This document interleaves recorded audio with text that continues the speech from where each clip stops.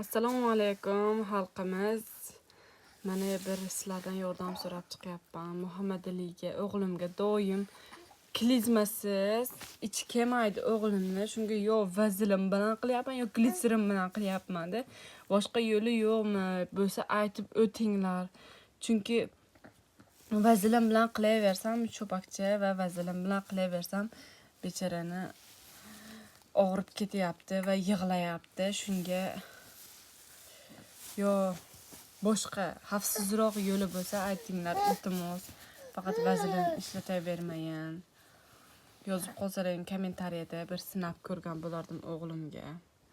O'g'lim shu yerda o'ynab yuribdi. Mana kommentariyada yozinglar, kutaman xudo xohlasa. Shu glitserin bilan qilaversam ich og'rib ketadimi deb o'ylayapman.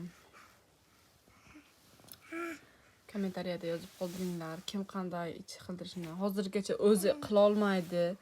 Doim qildirib qo'yaman o'zim. Shu paytgacha o'zim qildirganman. Shunga yozib qoldirsalaring, bir sinab ko'rgan bo'lardim.